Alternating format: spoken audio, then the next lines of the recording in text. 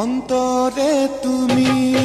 সালমান শাহ কিন্তু আবার অত স্ট্রাগল না, মানে সোনার চামচ মুখে নিয়ে জন্ম দেওয়া, বাহিরে তুমি। এটা অভিজাতীয় অবস্থার থেকে আসছে। আমার প্রিয়তমা।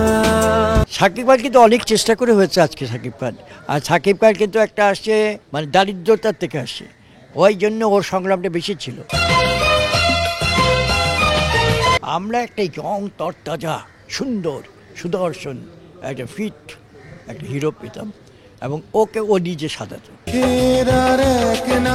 প্রচুর স্টাডি করতো, এবং সে ড্রেস রেডি করে রাখতো, এবং কোনটা কি পরবে, সেই মাথায় ঝুঁটি বাঁধবে, সেইখানে এই করলে রুমাল বাঁধবে, কি করবে না করবে সব ওর নিজের পছন্দ। সালমান শাহ হওয়ার মতো একটা ক্যাপাসিটি লাগে, সালমান শাহ হওয়ার মতন একটা এনার্জি লাগে, একটা ইচ্ছা লাগে, একটা উদ্গ্রীব লাগে, সেটা এখন পর্যন্ত হয়নি।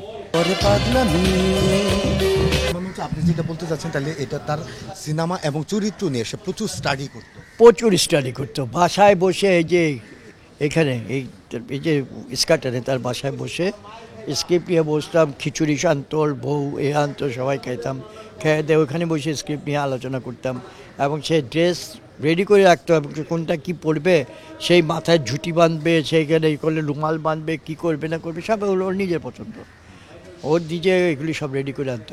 আমাদের কোনো সাজেশন ছিল না, আমরা একটা ইয়ং তরতাজা সুন্দর সুদর্শন একটা ফিট একটা হিরো পেতাম, এবং ওকে ও নিজে সাজাতো। এবং এটাই সবচেয়ে বড় ঠিক, যে আমি আপনাকে কী সাজাবো, আপনি যদি নিজে তার ভালো করতে পারেন, সুন্দর না করতে পারেন, তো কেউ সুন্দর করতে পারবে না।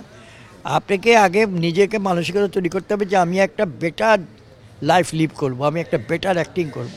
তাহলে আপনি ওটাকে নিয়ে চর্চা করবেন, ওটাকে নিয়ে আলাপ করবেন, ওটাকে নিয়ে পড়ালেখা করবেন।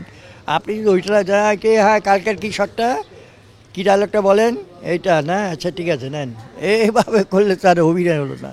এইভাবে হলো যে তোমার যা ডায়লগ বলে গেল। আমাদের এখানে এখন এই ঝামেলাটা হচ্ছে, যেটা সালমান শাহর মধ্যে ছিল না। এইটা জানতে চাইতাম যে সালমান শাহর পরে আরেকটা সালমান শাহ কেন আসে না, মানে আরেকজন। এইটা এই কথা, এটা তোমাদের কাছে আমার প্রশ্ন, কেন আসেনি? কারণ সালমান শাহর পরে সেরকম অভিনয় করার জন্য, সেরকম করার জন্য এখন পর্যন্ত লোক এখন জবই নেই। সালমান শাহ হওয়ার মতো একটা ক্যাপাসিটি লাগে, সালমান শাহ হওয়ার মতন একটা এনার্জি লাগে, একটা ইচ্ছা লাগে, একটা উদ্গ্রীব লাগে, সেটা এখন পর্যন্ত হয়নি।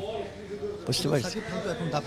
শাকিব খান তো একটা আলাদা জিনিস, শাকিব খানের অভিনয়, শাকিব খান কিন্তু অনেক চেষ্টা করে হয়েছে আজকে শাকিব খানের প্রাথমিক অবস্থা তোমরা দেখো, আমি দেখেছি, সে যখন দুজনার করলো, সোহানের ছবিটা করলো, আমাদের ওই যে আবু সাইদ খানের ছবিটা করলো, আমি তো ওটা উদ্বোধন থেকে শুরু করে সবই থাকতাম, এবং তখন থেকে সে অভিনয়কে নিয়ে খুব চিন্তা করতো।